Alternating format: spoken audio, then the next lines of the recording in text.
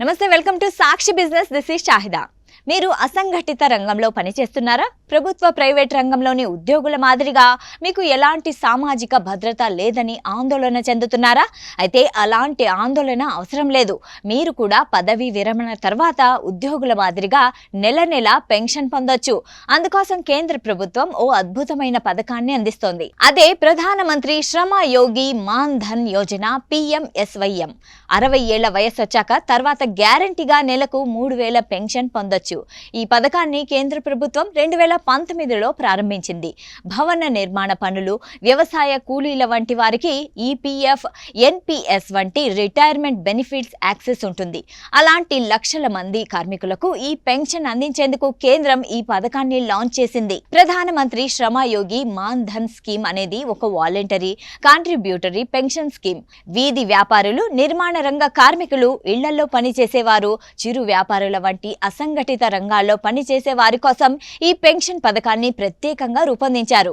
కేంద్ర కార్మిక శాఖ సహాయ మంత్రి శోభా కరంద్లేజ్ ఇటీవలే ఈ స్కీమ్ పై పార్లమెంట్లో కీలక విషయాలు వెల్లడించారు. అసంఘటిత రంగంలోని కార్మికులకు 60 ఏళ్ల వయసు వచ్చాక తర్వాత నెలకు 3000 పెన్షన్ అందుతుందని స్పష్టం చేశారు. ఈ స్కీమ్ సులభమైన నియమంపై ఆధారపడి పనిచేస్తుంది. ప్రతి నెల ఈ పథకానికి కొంత పొదుపు చెల్లించాల్సి ఉంటుంది. దాని ఆధారంగానే రిటైర్మెంట్ తర్వాత పెన్షన్ లభిస్తుంది. ఈ స్కీమ్ లో చేరాలనుకునే వారి వయసు 18 ఏళ్ల నుంచి 40 ఏళ్ల లోపు ఉండాలి. నెలవారీ ఆదాయం 15,000 లోపు ఉండాలి.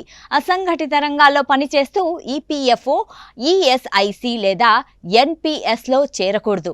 ఈ పథకంలో ఎంత డిపాజిట్ చేయాలి అనేది వయసును బట్టి మారుతుంది. ఉదాహరణకు 18 ఏళ్ల వయసు వ్యక్తి చేరితే నెలకు 55 చొప్పున చెల్లించాల్సి ఉంటుంది.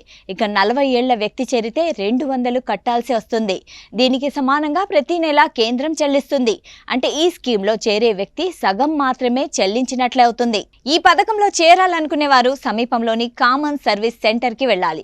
ప్రస్తుతం దేశంలో 4 లక్షల వరకు CSC కేంద్రాలున్నాయి. లేదా మాన్ ధన్ పోర్టల్ ద్వారా సొంతంగా ఎన్రోల్ చేసుకోవచ్చు.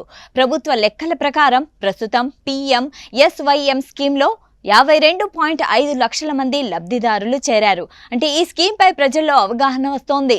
పెద్ద సంఖ్యలో అసంఘటిత రంగ కార్మికులు ఈ పథకంలో చేరుతున్నారు. సాక్షి టీవీ ప్రసారాలను నిలిపివేయటం చట్టరీత్యా నేరం. సాక్షి టీవీ ప్రసారాల కోసం మీ స్థానిక కేబుల్ ఆపరేటర్ను వెంటనే సంప్రదించండి. DTH లో, ఇంటర్నెట్లో కూడా సాక్షి టీవీ ప్రసారాలను వీక్షించవచ్చు.